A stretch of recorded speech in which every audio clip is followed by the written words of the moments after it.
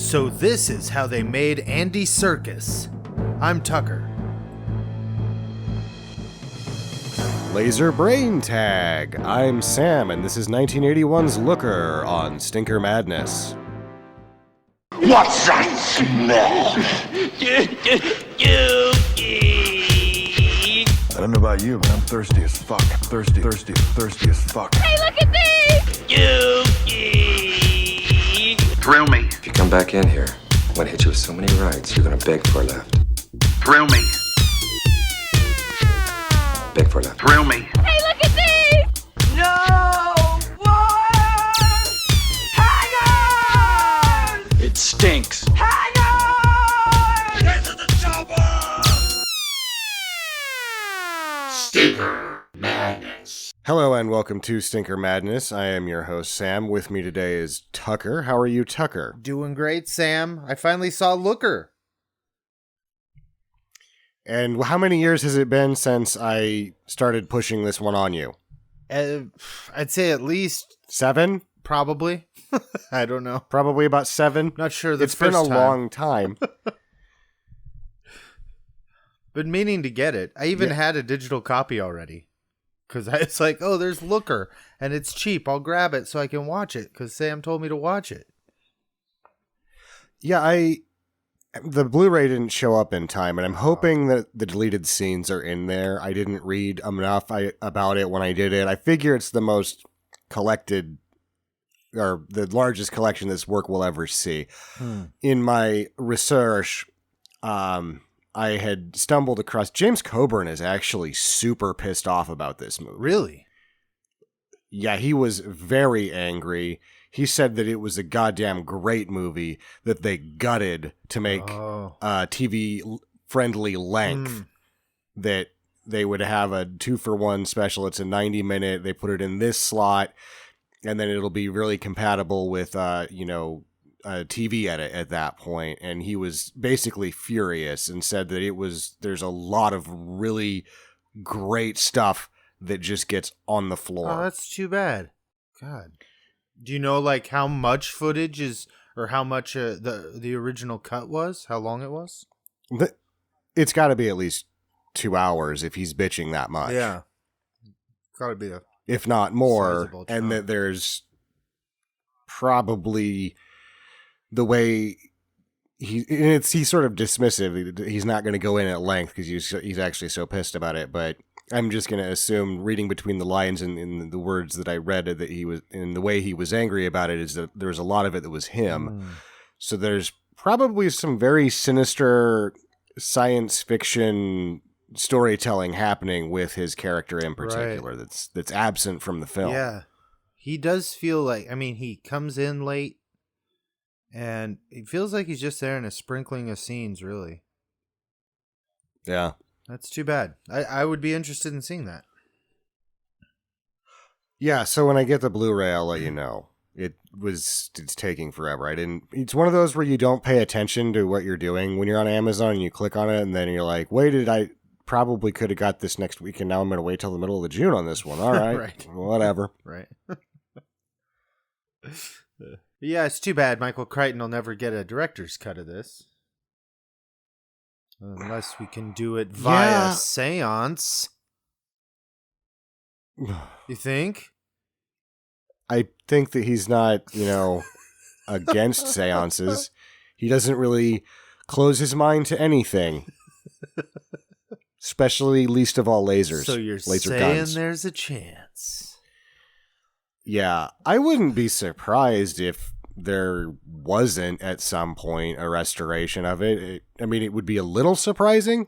The thing that wouldn't be surprising is that he apparently he kept extensive notes on everything, and he always had assistants. And so I don't think that there's anything left to mystery the way that he had wanted this one to turn out. I also, reading from his own words, he didn't really feel like they had tampered with it all that much. And I don't know if it's him playing ball, because you really have to know that with that guy, before Jurassic Park becomes the thing that it is, he's got to mind his P's and Q's. Right. He's a decent selling author. He's been allowed to direct films. His career has not skyrocketed until post Jurassic Park, at which points he gets to do whatever he wants, realizes why fuck around with this movie business. You have to make too many compromises. I can just write whatever the hell I want in my books. Yeah, and we're still 12 years off of the Jurassic Park movie phenomenon at this point. Isn't it sort of... It's interesting that this movie is a very early 3D CGI, and that 3D CGI would become... The Jurassic Park is its propellant. Yeah. You know, it's interesting. It is interesting. Yeah. This is a year before Tron. Yeah. Well, one day when Michael Crichton is recognized, rightfully so, as the successor to the throne of Orson Welles, then people will comb his notes and restore Looker to its former glory. Wait, what? You don't think that's going to happen? No, that's not going to happen. Again, there's a lot of people that like him more than me, but I feel like for a distinguished taste, I'm as big a fan of him as you can be. Right. I really find him interesting, but quizzical at the same time, and his novels are page turners, Yeah. There is some exhaustive research that happens to him. He does introduce people to ideas they wouldn't be introduced to otherwise, but ultimately he just writes page turners. Right. I was being facetious, but also I'm not against it. If someone started doing it, I'd be like, yeah, let's go with it. You should, because there's some good ideas here that we may have missed some real key, gems in the philosophy of the Crichton. That's right. Also, Orson Welles turns out was kind of a fucking asshole. Sure. Isn't everybody? Isn't everybody? I find out that everybody's an asshole. Did you watch the "They'll Love Me When I'm Dead" or whatever? The making of the... Is it the Other Side of the Wind thing? Yeah. I watched both I of watched it. both I of watched them. all of it. Uh-huh. I really liked Sybil Shepherd and how infuriated she was over the bathrobe and the fudge pops constantly, just that he was just camped out in their house, sucking down 100 fudge pops a day. Yeah. Yeah. I'm sorry. Camping That's an out in the asshole house right there. Oh, come on. At that point, it's all he had. It's a madman out in the desert. Making a crazy movie with... God, who was in that movie that I was like, what? In the party scene. Shit. I can't remember who it was now. Anyway. It's neither here nor there. This has nothing to do with Michael Crichton. Nothing. Or nothing to do with this movie. We kind of really glossed over the Crichton as much as we need to, I think, last week. So I'll talk more about because the actors in this are a little bit more interesting. Mm-hmm. We had Selleck last week cast as a lead, and this week we've got Albert Finney. You don't think so? I do, and I'll get back to him in a minute. Oh, excellent. Yeah, Albert Finney. So he's really like the actor's actor, though. Mm-hmm. He's won everything except for the Oscar. He's been nominated for the Oscar 5 fucking times. Somehow he's never won it. Tom Jones won everything but that. He's just getting the snub, I guess. Yeah, they don't like him for some reason. He's too good. That's what it is. And how about that hair? Have you ever seen his hair? Yeah, that's the thing. You got your Tom Selleck, he's the man's man. Albert Finney's the actor's actor. He's not really like an unattractive man. He's just very unassuming. Right. But I think it's a good cast for this role because his character's he nails it. He's like, I'm just a plastic surgeon. Yeah. No, I think it's great. You know what I think was going on with his hair? Huh. Not to dwell on it, but this is probably, happening right around the same time as Annie. Annie's released the next year, but he could be shooting both. You never know. Maybe he's in Daddy Warbucks mode and he's got a wig on in this movie. Just a thought. I have no verification, no basis for any of this. But I'm just saying the time period might line up. I feel like that's just his hair doing what his hair does. You think that's just normal? That's just what he looks like. All right. I feel like he's even wearing his own clothes in this. That's just him being the best fucking actor. Like, he just melts into that role. You can't imagine him not being that way. He's like, the only thing you have to do is lose the accent, Finney. And he's like, I will, mostly. Kinda. Mostly. I like to keep a little sprinkling of spice of my ancestors in my performance. Thank you. Yeah. And it's also my character's ancestry. So there. He's got an excuse for everything. This Finney. Have you ever seen Under the Volcano? No. I've never either, and I want to watch it because, one, it's a later instance of what John Huston film, and two, everything I've read is that it's everyone is brilliant that was involved in making it, and I've never seen it. How late is that? So there's another one for you guys. It's 90s. 90s. Wow, okay. 90s John Huston. Man. Or at least late 80s. This is, of course, 1981.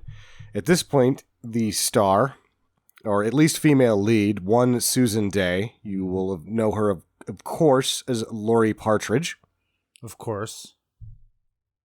You didn't know that? I knew that. Or did I just you? never really watched The Partridge Family.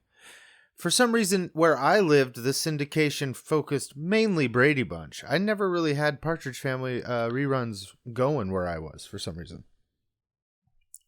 And I'm too There's young another reason you may... to see it when it was on. Sorry. Yeah. There's another reason you may not have watched it. It sucks really bad. Oh, that might be it, too. When the Canadian broadcasting company, because I had to grow up on, we had a big dish, and I watched Canadian television when I was younger because we couldn't have enough money to subscribe to anything. Yeah. At lunch, they would show the Monkees on Much Music or CBC4 or something like that, right? And when they switched over to the Partridge Family, we would just not watch TV during that time. Like, nope. This half hour is just when we get ready for Lancelot Link to come on. They would actually do back-to-back episodes, so you'd have an hour of Partridge Family, and I found it to be completely impalatable. Yeah. Even at the age of 13. Right. In order for her to shake the Partridge Family, she had to do nude roles, and this is the middle of 3. Oh, okay. Then what happened? Yeah. L.A. Law and all the Emmys. Right. L.A. Law. Yeah. Right. Okay. La Law. She didn't have to do any nudity on the law. No. Well, she did the roles that she did leave nothing to the imagination, so yeah. Well, hey. We can draw her tits from memory now. Speaking of, just like last week, this one gets a PG somehow. Really? Really? This is like more tits than last week. Well, yeah, way more. I mean, they're brief instances, really, but there's several. I mean, you get like in the opening credits, I think there's like a mugshot of him. It's a 3, like bam, bam, bam. They have Terry front, Wells, side. who's fresh off of Playmate of the Year. Just like, here's some Playboy. Yeah. Right here for you. Kitties. Yeah. Wow. I mean, there was nothing else in the movie that I thought would warrant that, but I figured for sure that was a rated R. Huh. This is the inverse of last week. It is the inverse of last week. Huh. PG. Yeah. So, do you know anything about Lee Taylor Young? I don't really know a lot. Was she a factory girl? I'm not sure. Is that where she came from? I know that I saw some pictures of her with Warhol. I know that she's in Soylent Green, and I like that movie. Yeah. And that she hadn't really done anything significant since Soylent Green until like a run of movies including this one. So I guess there's that. She's really not that interesting, I guess. Now, here's the interesting part. NFL linebacker Tim Rossovich, brother of Rick Rossovich. Well, how'd he get into this movie? Nothing to do with Rick Rossovich.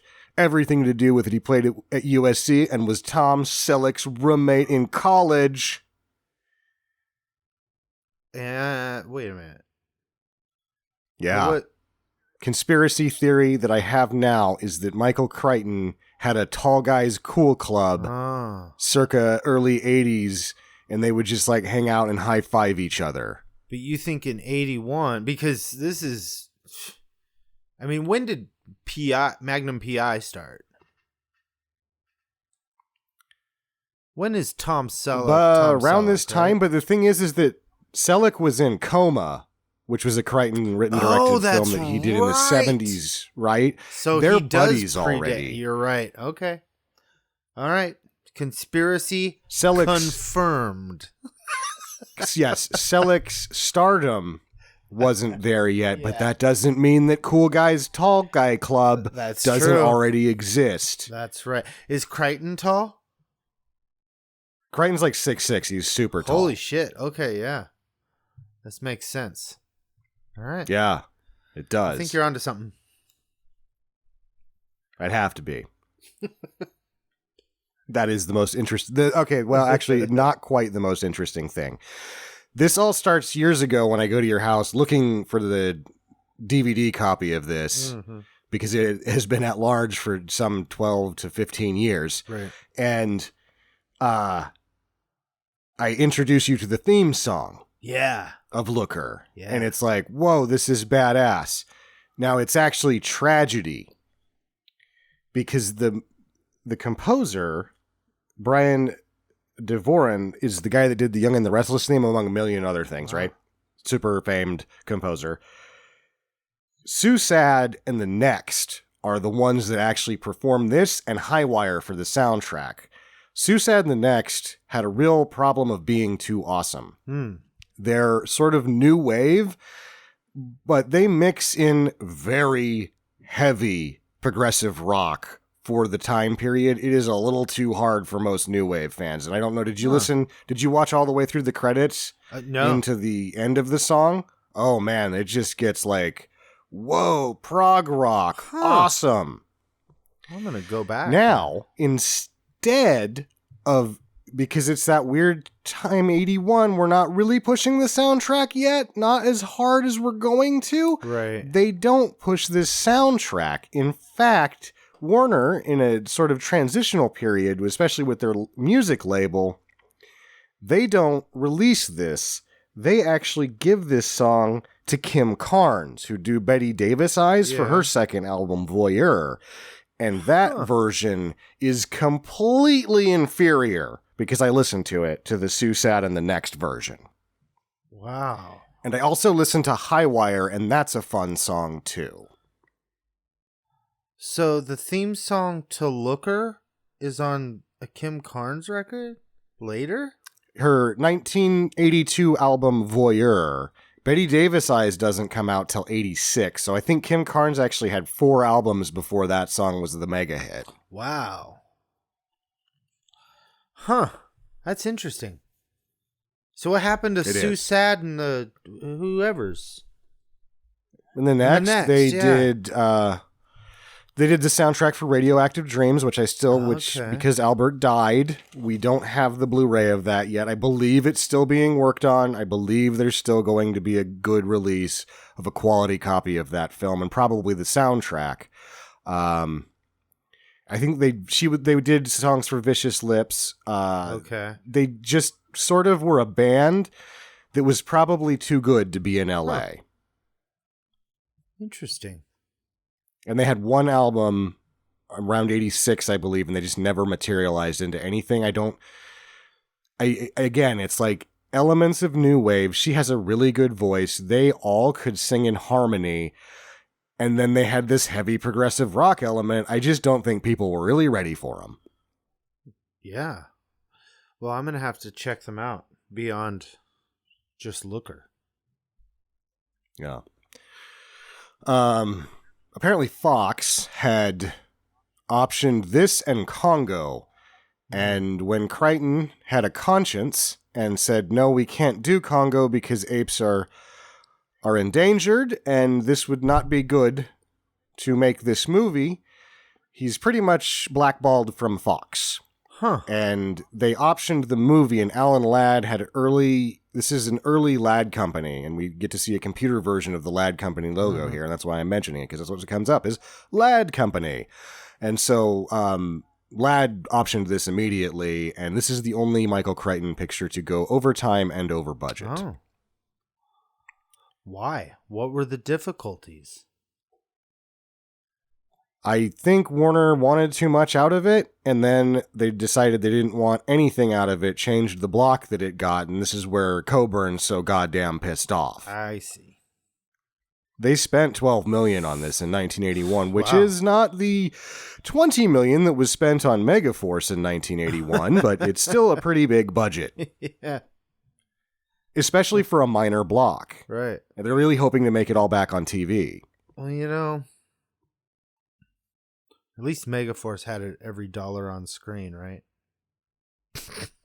Yes, they did.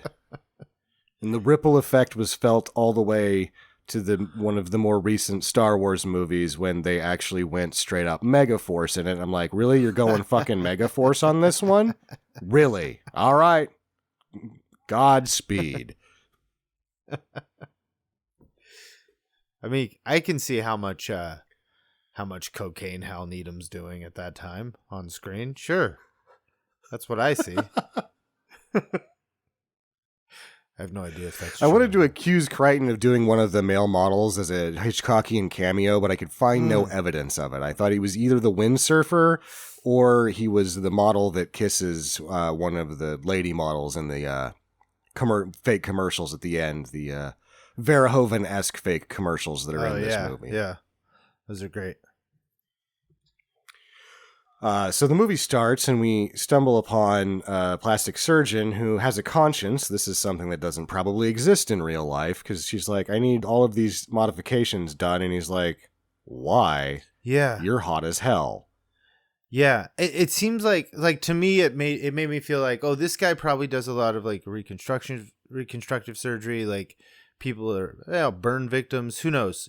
Stuff like that is what he's used to doing. Right.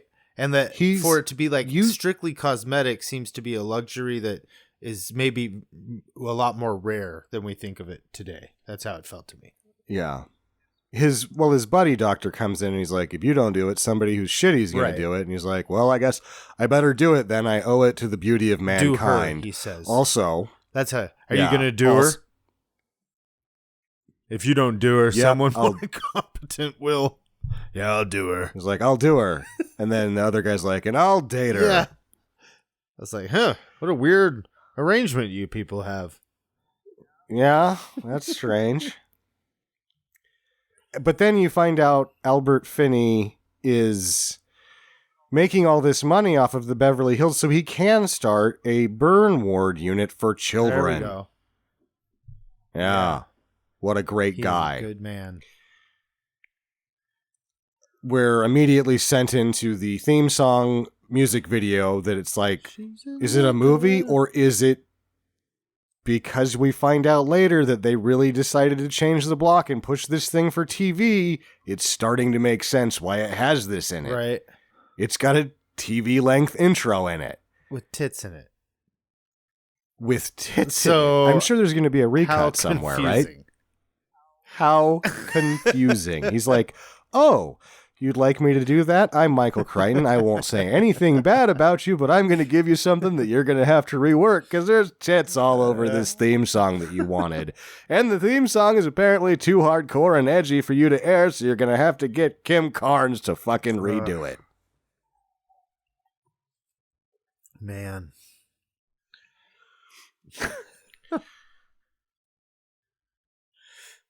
I love the song. I love the whole credit sequence. I love the mugshot boobs. I love it. Uh-huh. Everything's awesome. Yeah. And then it kind of fizzles out. It isn't as long and as sort of pronounced a music video as I kind of remember from seeing it 15 or however many years ago it's been since I've seen this. Right. But the same thing happens the same head scratcher that somebody rings our doorbell. I guess she's got a date. And this is Lisa, the Playmate of the Year, Terry Wells character. She just answers the door in her underwear. Yeah, just panties and bra. Like you do. Who does that? I do. I put on panties You and bra. do not. Whenever the doorbell rings, I throw on my panties and bra, and I go And then you say, What are you selling? It's all part of my "Please, no one ever come to my door again" campaign. It's probably going well. It's going well. I rarely hear the doorbell.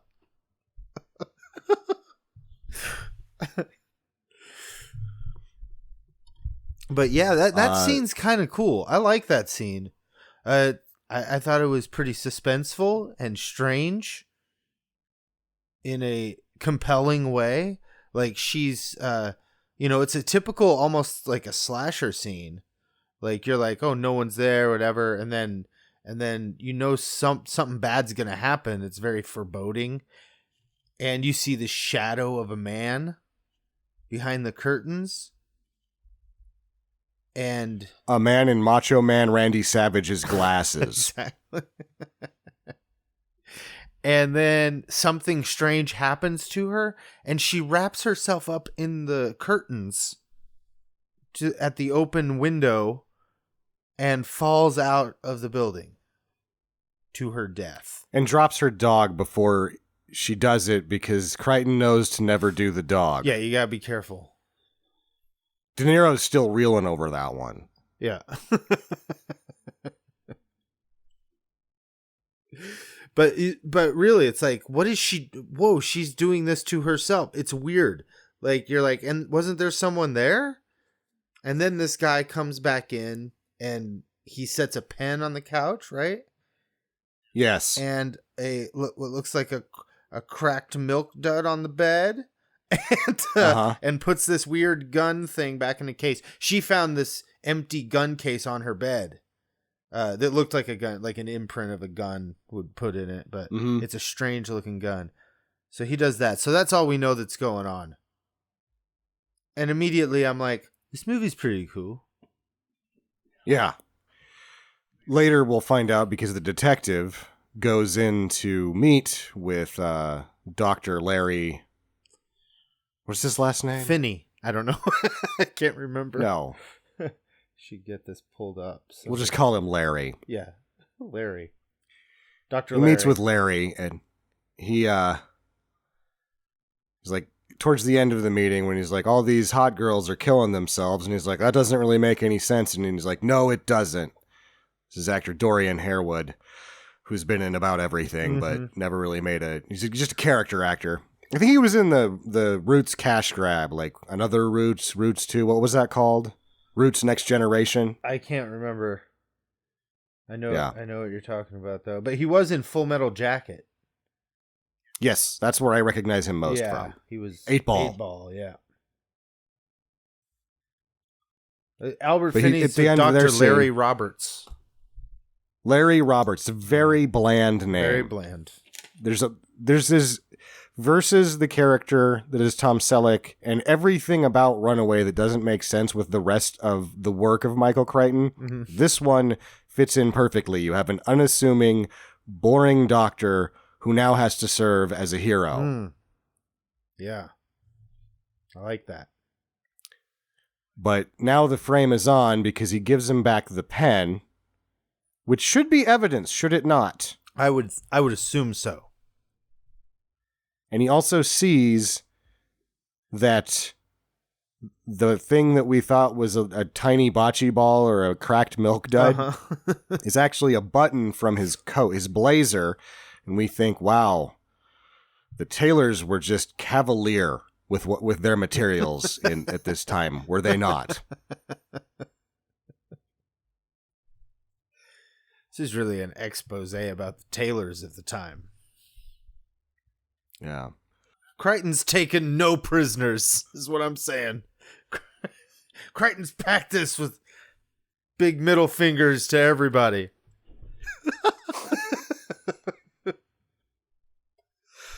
I believe Tina is waiting in the office, and she's coked out of her gourd, but also gone into a paranoid frenzy because they're going to kill us all, is what she's saying. All of the perfect girls are being murdered. And he's like, what the hell are you talking about? And she's like, I left my clothes at my apartment, and then leaves all of her shit there and then just disappears. Right. Yeah. So he gets into the worst Porsche ever built, the 928. It could be a 944 early. Either way, it's not one of the best ones they ever built. And then drives to her house, only to witness her fall from the balcony onto the car. Mm-hmm. That's a real human falling on a car from an undetermined height. There's no way to fake what they did here. That's a real fall onto a bag from the undershot, and from the overshot, they just drop a lady on a car. Are you? Yeah, I mean, it looks like it. I assume no one was hurt because there wasn't a Twilight Zone style criminal case. But yeah, it looks like they drop a lady on a car. They do. Finney's going to have to do his own stunts later, getting tossed through stuff, because they wanted to keep all the camera angles looking very realistic. And so there's a number of points where I read that Crichton was like, everybody was a really good sport. I was pretty tough on him. Yeah. He's a real tyrant. So he dropped a lady in a car. He was being all Friedkin on The Exorcist. He's like, just yank him back. Who cares? Fuck her. Let her walk with a limp for the rest of her life. I don't care. Just need to shoot a shotgun next to the head. It's a maniac. Also, I failed to mention that we witness a piece of what used to be America. A doctor lighting someone's cigarette for them in the doctor's office. Oh, yeah. Back when America was free. Where you were encouraged, if not forced, to smoke inside. Good for your T-zone. And good for Albert Finney's teeth. Did you see those things? Wow. Hey. Well, like 3 packs a day he's teeth. British, too, right? Yeah. It looked like he was chasing cigarettes with broccoli.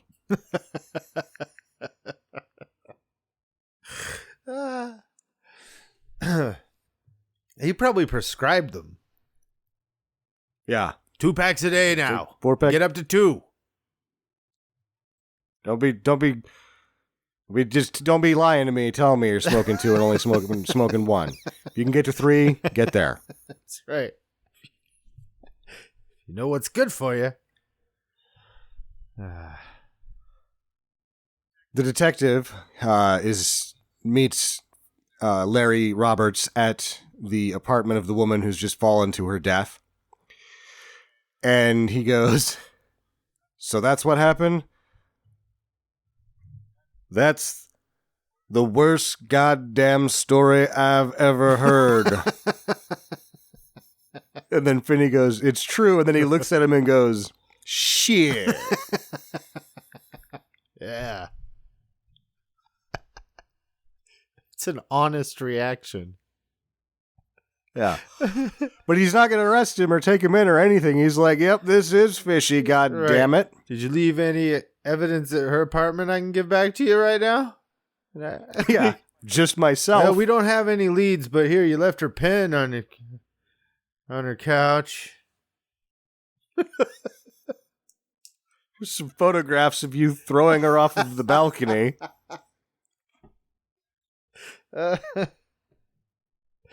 Your DNA is all over her. But this guy's clients are just dying left and right. But only a specific group of them. Commercial models. Yeah, ones that came in with specific, like down to millimeters. Like, my nose needs to be 0.5 millimeters smaller to the right. You know, they'd have very specific specifications, and it was all very unusual. Very unusual. And now we're whisked away because the only one left, who's Susan Day's character, Cindy. Albert Finney goes to one of her little commercial shoots, and he's like, I need you to go to dinner with me. And she's like, oh, really? We're dating? And he's like, no, it got canceled. My other date canceled, and I just need somebody to go to this thing with me. Also, it's Rustin Industries dinner party, the guy that does all the commercials. And she's like, oh, I should go to that, even though I think I already work for him. Right. Yeah. But, you know, get to meet him, rub elbows, you never know. Get some FaceTime in there, you're going to go a little higher, maybe more than commercials this time. We find out there that Lee Taylor Young, Jennifer Long, is the director of Digital Matrix Industries. DMI. And that they are just a CGI company early on, before a lot of this was happening. They're like, we're completely harmless. We're not doing anything illegal. I guess they're not. Maybe they are. I don't know. I guess not.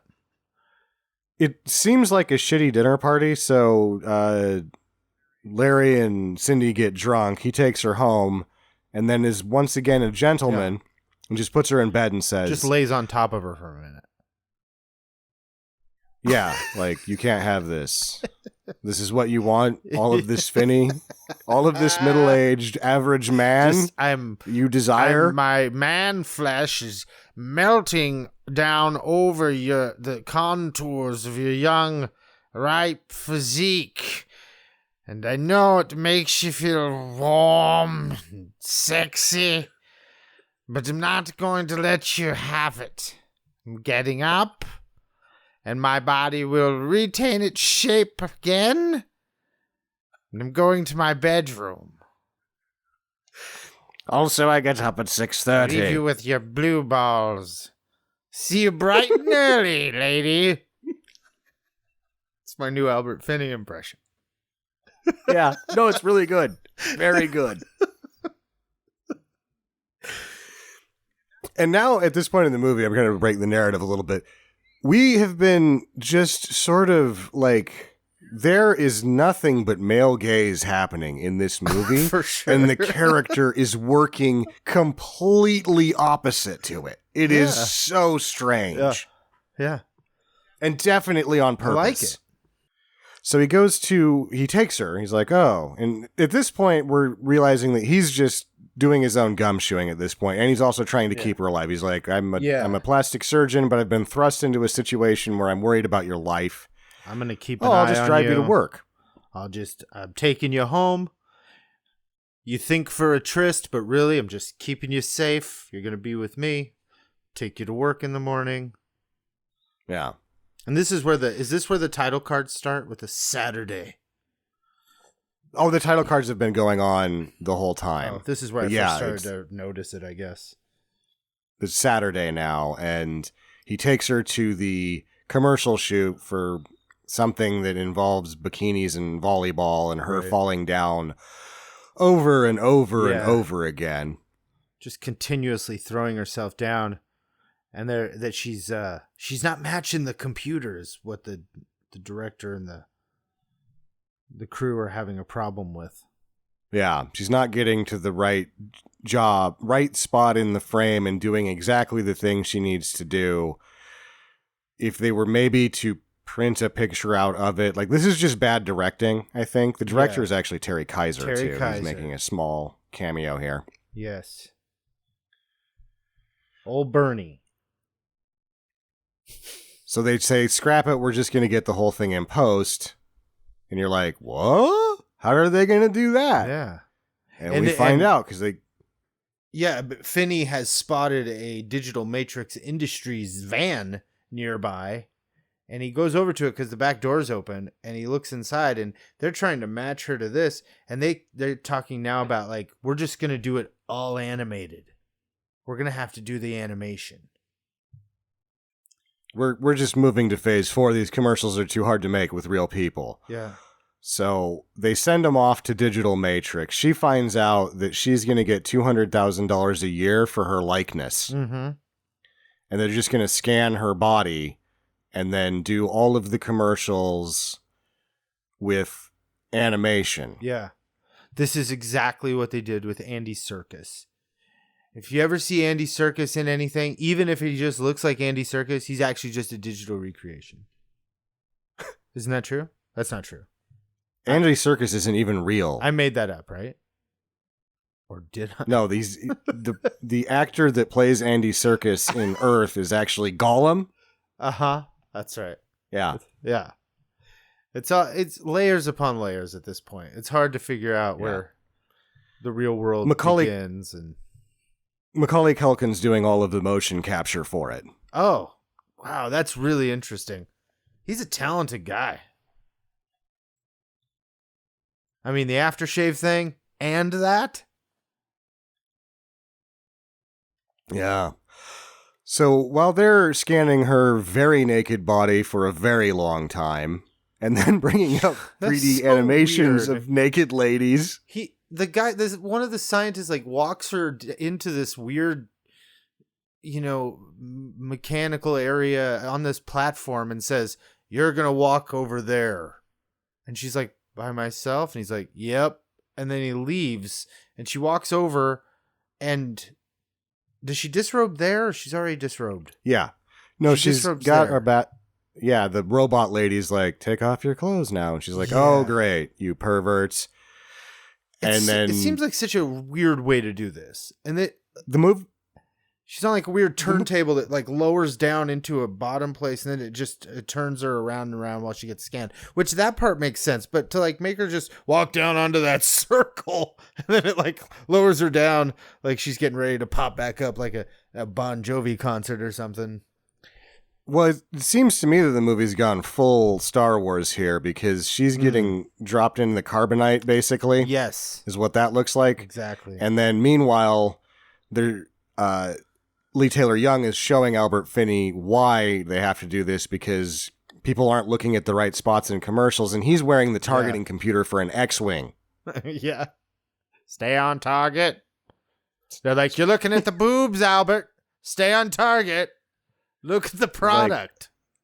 I like the boobies.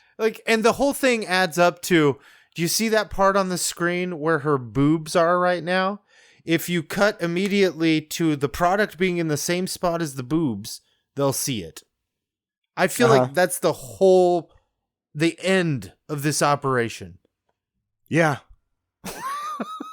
That is the end of this operation. Millions of dollars spent to find out that guys look at boobs. Uh-huh. It's genius. Yeah, they just need to have some naked people standing there with rice-a-roni over their bits. Yep. And the rice-a-roni flies off the shelves. Sells itself. Hey, honey, when you're at the store, could you pick me up some of that pussy rice-a-roni?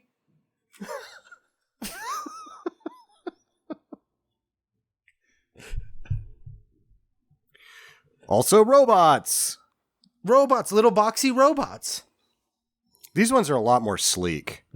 Later when we find out, when we actually see the robot. But we see that there's channels for the robot janitors to follow. And she's like, "Yep, there's really nothing sinister going on here. We're just going to start making actors, fake actors." Yeah. This was a real concern like 20 years later. I'm still concerned that with was going to happen. And what's interesting about this is what they're doing is they're using sets and they're putting the actors in, virtual actors in real sets. And it's funny that in real life, this has happened exactly oppositely, where all we have left is people standing in front of a green wall and everything else is completely fake. Right. But all of this technology they're using right here is being used now. Mm-hmm. All the time. Monday Night Football uses this stuff. Right. And apparently there was a company in Texas using CT scanning to try to do this already when he was making the movie. Wow. Which I think is incredible. Yeah. They've been trying to remove the actor that long. Crazy. Anything to get rid of the soul. Mm-hmm. For creating perfect commercials. Right. Which should be the goal of all humanity. Did we talk about during the tour Finney steals a security badge? Yes, that's what I was just going to mention. He's like, this is sinister. I'm stealing this security badge. Yeah. He's got some concerns. Yeah, and he's no master thief because after he leaves, Lee Taylor Young's like to James Coburn, he stole a card. Everybody saw him do it. He was really shitty at it. And he's like, whatever. Don't bother him too much. Yeah. And she's like, I think we should search his house with the looker device. Yeah. So now we're going to find out we're almost going to find out what that is. And that James Coburn's like, don't mess with him that much. We're trying to frame him for murder. Mm-hmm. Yeah. So don't fuck with him, I guess. Yeah. Back off. Don't make it rough on him. It's the worst is yet to come for this guy. Bigger fish to fry. Let him have his security badge. Yeah. So now they send the guy, Tim Rossovich, with Macho Man's glasses out to his house. And before this time sequence happens, he's just staring at these hippies in his beachfront lot going, get out of my yard, hippies.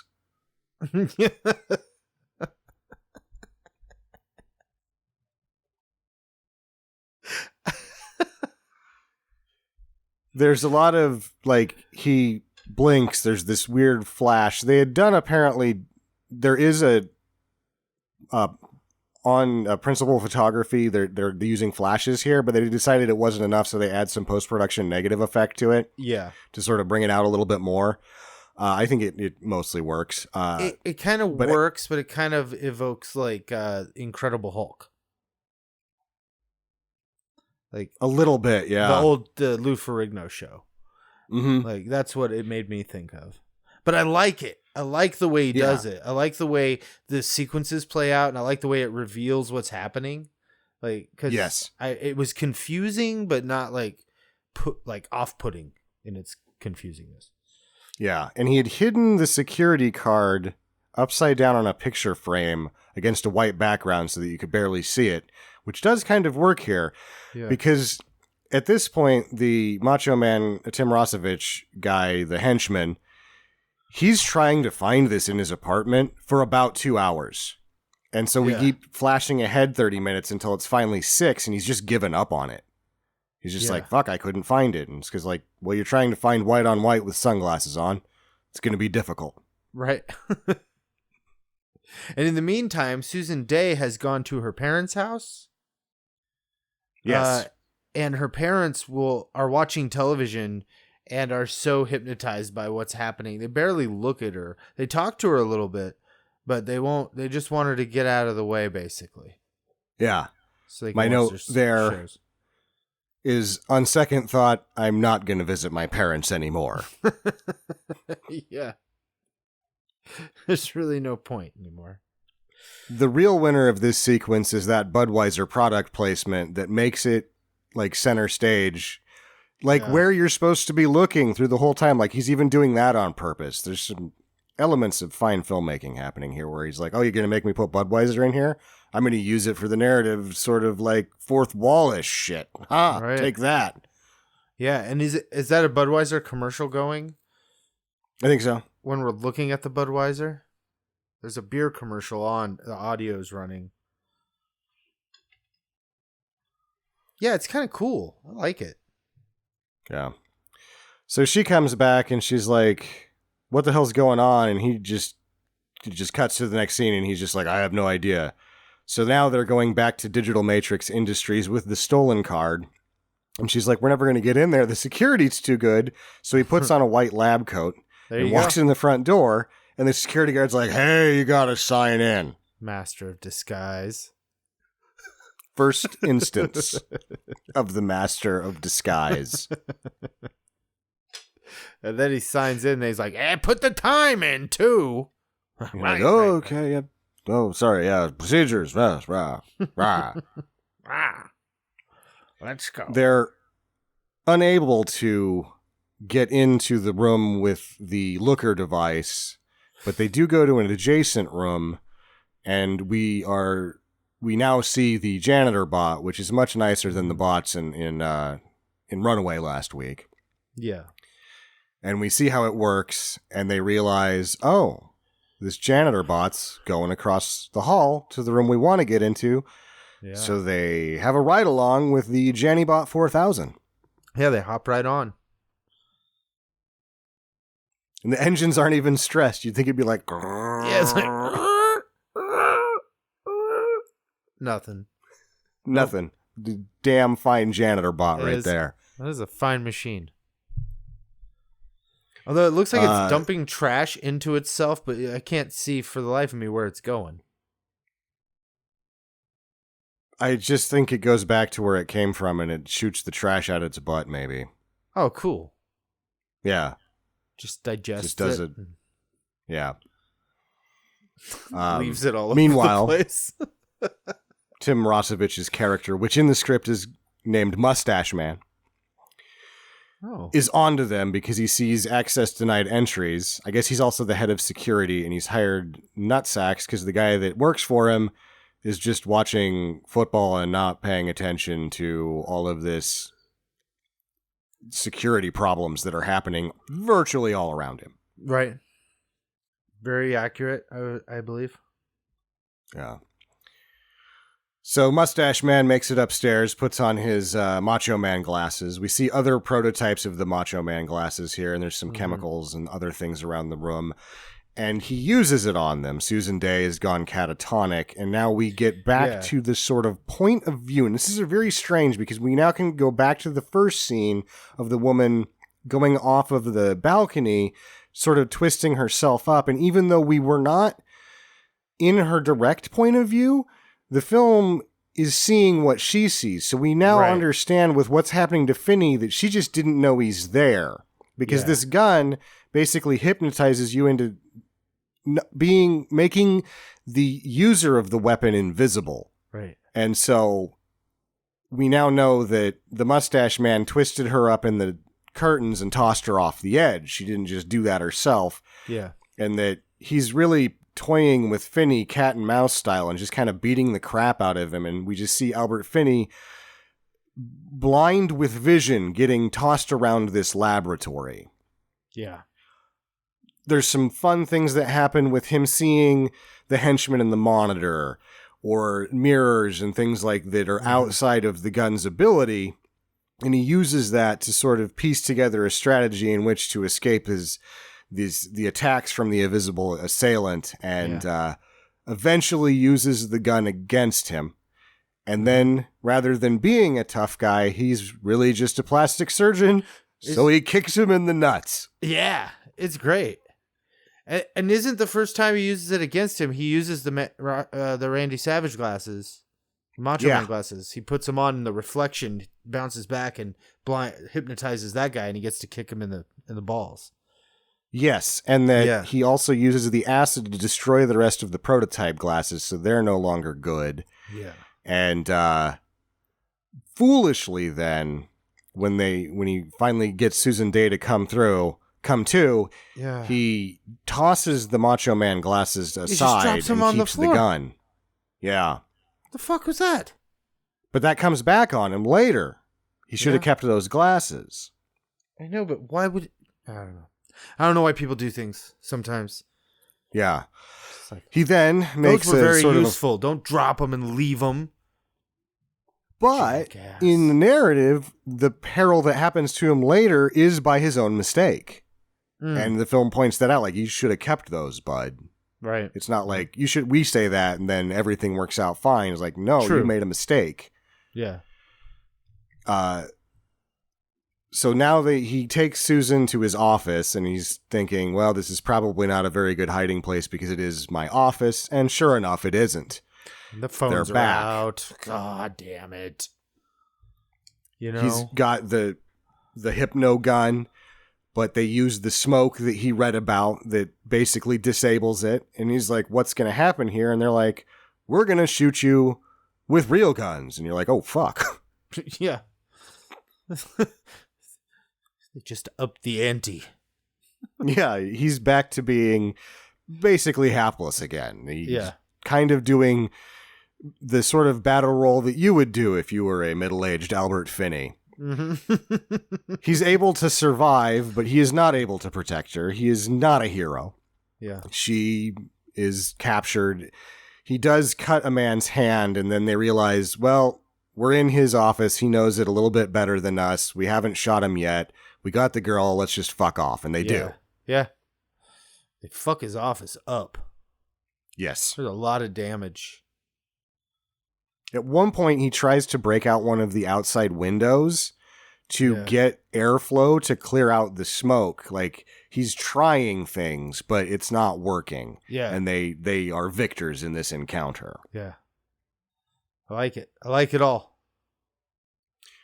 We get a brief glimpse of Dorian Harewood, the detective, and he's basically, they've gone through the office crime scene, and they're like, we got the smoke thing that we think. And you realize now the movie has told us that Dorian Harewood's character has been onto them for a while, but has no way. They're being way too smart and careful. And so he basically has to use Larry Roberts as bait to flush out anything, and says as much, like, well, if Roberts survives, we might catch these guys. Yeah. It's all on the plastic surgeon's hand, as always. As always. So then, that was Saturday. Then we move on to Sunday. Uh-huh. We are told as much by the title card. Right.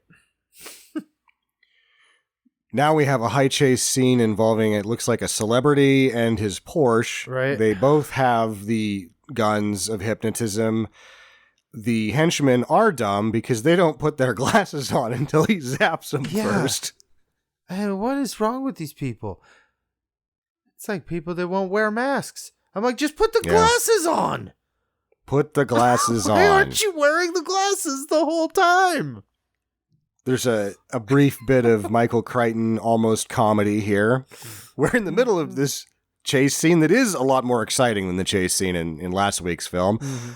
He has to stop for nuns. Yeah, it almost runs over a whole pack. What do you call a group of nuns? Is it a habit? No, they're that's what they wear. So what would, a murder of nuns? What would it be? A flock? A gaggle? A gaggle of nuns? A nunnel? Convent? Nun a pile? whole convent of nuns. Anyway. Some nuns. No, just there's some, because they're nuns, but now there's more than one of them, so there's some of them. There are some Not of none nuns. of them. A sum of nuns. Yes. So he almost runs over a sum of nuns.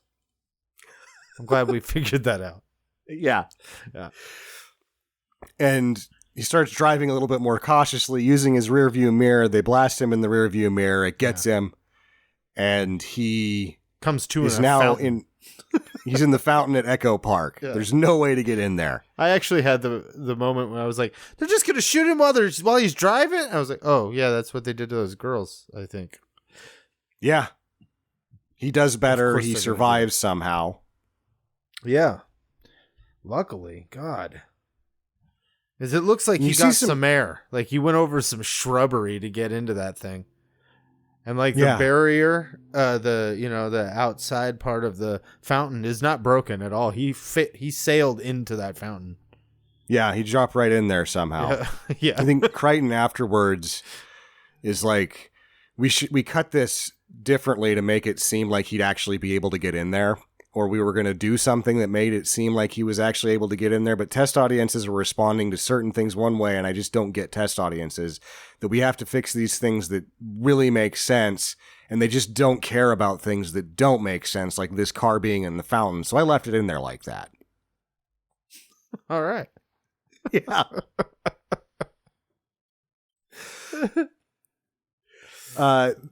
I wrote down a note like, these are shitty police cars and a shitty ambulance, but it turns out those aren't police cars. That's right. James Coburn has his own like private security force masquerading as the police that come to handle this incident before the police can get there.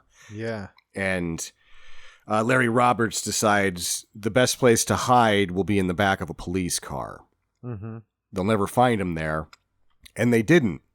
They didn't until that police car is driving and he sits up and is like, hey. They're like, oh, you're back there. Oh. They get on the radio and they're We like, were looking for we you. got Dr. Roberts. But Good he's job, able guys. to somehow he has the hypnotizing gun still. He still has Yeah. the looker device. So yeah, he hypnotizes them and just takes their clothes and disguises himself. This is some pretty master of disguise, man. This he's really taken to his new line of work. Yeah. I don't know what Even that asked work him, like, is. You guys don't know about the looker device? Oh, let me show it to you. Yeah. Ding. Stupid. So now he's infiltrated the party where the big coming out Right. party for the perfect commercials is happening. And you're still thinking to yourself, why the fuck do you have to be so evil to just make commercials? Right. And then James Coburn tells us why. He just lays it all out. At a And podium, at a microphone. They've virtualized the senator running for president. They're going to take over the country. And you're like, oh, shit. Yeah. And then he's even telling them how stupid they are. He's like, 15 years of prison is punishment, but losing 15 years of your life to this box is entertainment? Okay, well, we're going to pull the wool all the way over your eyes. Yeah. Yep. Pretty sinister. It is, and you're not really ready for that level of sinister, even though they have left breadcrumbs to this end through the whole thing, talking about the senator. And you see, and when the senator commercial's going on, there's Susan Day is with what's her name, the one that runs Digital Matrix, and Yes, she says, Susan Day says they don't know what's being done to them. And speaking of the viewers watching the thing, and her response is, they're fascinated. yeah. Ugh. I don't know. Something about that just resonates with me. It should It's like, resonate. Like, good this is damn. like, there is actual, like, when you think, like, there is terror happening here now. All of a sudden, you're like, Yeah. well, this is sinister fucking shit. This is sinister fucking shit right here. Capricorn 1 shit. Mm-hmm. They mix in a K card. This is where they do you see how this whole thing is going to work with the virtual sets and the real sets and the virtual actors, and how the tail is now going to wag the dog. That's really fun too, because And it gets, yeah. Go ahead. They're sneaking around through it and popping up during they're like showing these commercials live.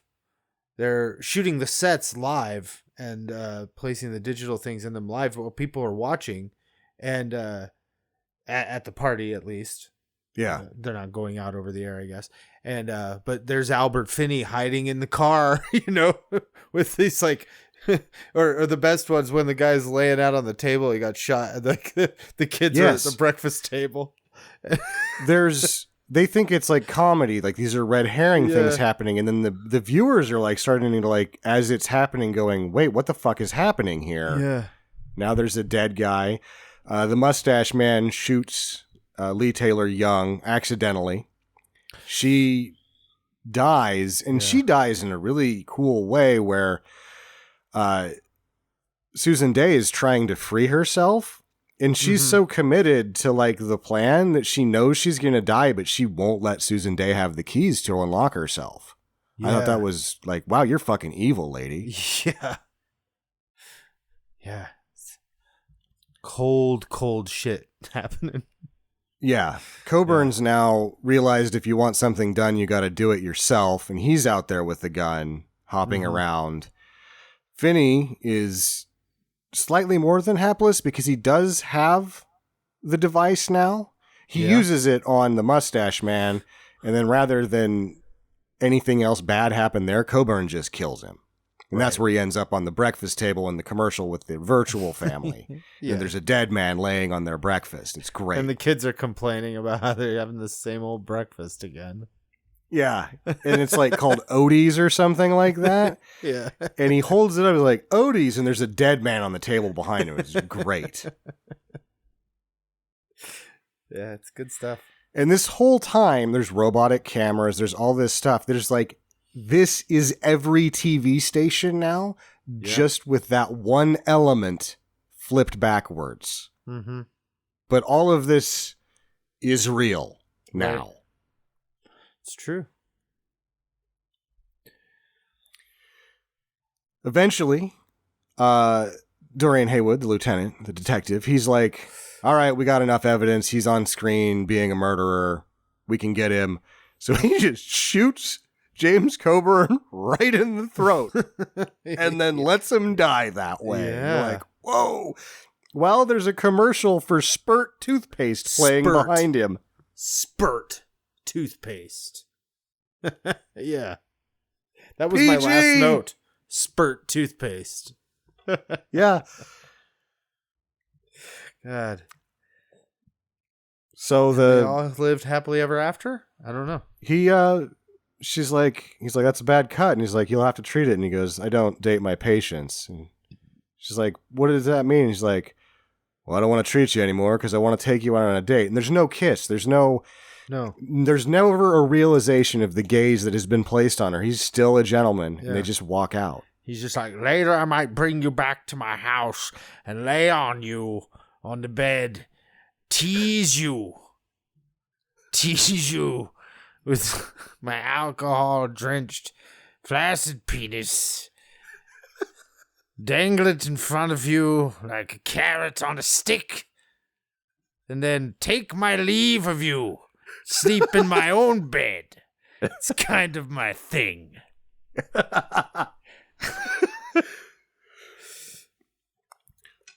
My last note is boom, 3 exclamation points, because the delivery of the ending of the film, I think, is really like, this is a slow builder. It gets you to a weird place you didn't think that you were going to go, and then it just drops it on you.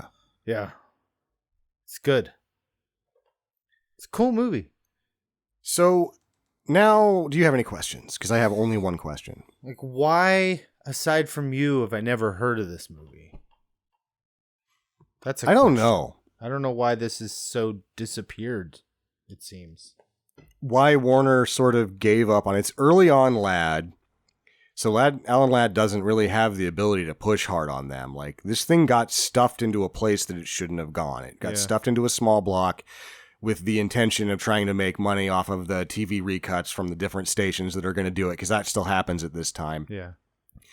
And it shouldn't have probably been. I don't know that it would have ever made a lot of money. And even Crichton said, when I made this, I was really trying to like open people's eyes to the sort of possible horror that could be made with this technology, and no one got it. Yeah. And I guess in his career, he always trusts test audiences, and he's like, I don't really care if the movie ends up not as good as I want to, as long as people understand it, and no one ever understood this movie. Yeah. And I think both this and Runaway, like, they both have like cool stuff that is relevant today. This one's better, but and they both have a certain quality that I know I like, and I know other people of our age like, that has like, they do kind of feel a little, they lean a little made for TV feeling, but it's that era. I don't mind it. I'm like, I like that vibe. So I feel like maybe Crichton's due for a reevaluation as a director. Maybe there's a cult to be had for these movies that just hasn't emerged, because it seems like it would have by now. Because there's movies like this that the studio dismissed that we all love and we've watched a million times. You know what I mean? Yeah. I'm the spearhead of that. That's why we did these movies. The Runaway is fun just because it's such a hot mess. Mm-hmm. This is not a hot mess. This is everything that it was intended, and that's why he couldn't really... I guess there's a lot on the cutting room floor that could have been a better movie, say, according to James Coburn. But I feel like every one of his intended themes is presented the way that he wanted to present them in this film. Mm-hmm. Which leads me to my question, because it's not presented this way, it's not sold this way, it's not marketed this way, but it really is a horror movie. Is this a good horror movie? I think it's I would probably say it's more of a thriller, but that's just me not, there's not much of a difference really when you get right down to it. It's just one's usually is more bloodless than the other one. And here's the fun of Crichton a little bit for sort of his advanced classes. He does put things in his books, especially that he's like, that you're not going to get unless you're really used to him. This is shot like a slasher, and it's got ghosts in it because of the Invisible Man thing.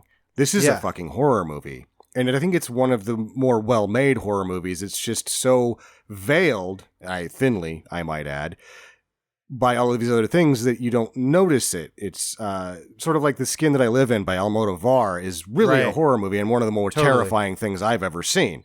Yeah, for sure. This is doing the same thing. It's just nobody fucking got it. Right. No, I think fucking you're love right. this movie. Yeah, I think it's great. But it's, I don't know. It didn't hit me as a horror movie. I kind of did at times. Like I said, like that opening scene, it does feel like a slasher scene. The one with you said she was a Playboy playmate? Yes. Yeah. Her death scene with the curtains and everything, that plays like something out of a slasher movie. And there were moments when I was like, yeah, this is really suspenseful. And, so yeah, I suppose so. Cause there are movies that I definitely consider horror movies that probably are comparable to that. So yeah, I think it's an effective horror movie. Yeah. Only that nobody got it, and they should have, been like, "Wait, you should dial back." And the TV was like, "We actually don't have that power. We're going to let the internet do that instead." Yeah, it just feels less like usually horror movies tend to deal with more like physical threats, like someone's going to stab you here. Like this is scary on a different level. Yeah, this is scary in a sci-fi level, I guess. It's more science fact level now. Just yes, but it does that in its shooting, is that it uses stalker angles constantly, like a slasher when any of the girls are involved. And then when he's being attacked, it's a ghost horror movie. He's being attacked by ghosts. It is using all of those horror conventions, but then his idea at the end is this is what should be horrifying, not a physical threat, a threat of this level to all of us. Yeah, absolutely. So I'm going to guess that going down to final recommendations, I'll start with you. Skip it. It's a piece of shit. No, I obviously recommend it. I think, watch it. And if you enjoy it, spread it around. More people need to see it, I think. It's sort of, if you've been listening to the show for a long time, you kind of know where I'm at on. And anytime I tell you that you have to spend money on it, because we had to voodoo this for $3.99 or $2.99 or something like that, I'm already saying do it because I'm making you spend money on it. And I only make you spend money on the stuff that I really like, and this is one of my precious treasures. I fucking love this movie. You should watch it. And get back with us. Talk at Stinker Madness. Hit us on the Facebook, the Twitter. What you think about its filmmaking and what is it really? And yes, show your friends. The first time I saw it, Roman and I watched it, and then we just showed it to other people. And so I have a pretty good memory of it because we watched it even though it's been a long time, quite a few times in a very short period of time because we both liked it so much. Nice. So you've been spreading the gospel for a long time. I'm Westworld, I push Westworld pretty hard. I need to revisit Coma. I'm going to probably go on my Crichton revisit here, and maybe I will be the spearhead of the cult of the Crichton films because they are not nearly as successful as books, and they have problems, but there's some fine storytelling and some really interesting devices that he uses in them. Yeah. Agreed. That's this week's show. For Tucker, I'm Sam. Tucker, give us a get to the chopper. But Albert Finney. I'm gonna do this. Let me see here. Let me get to the chopper.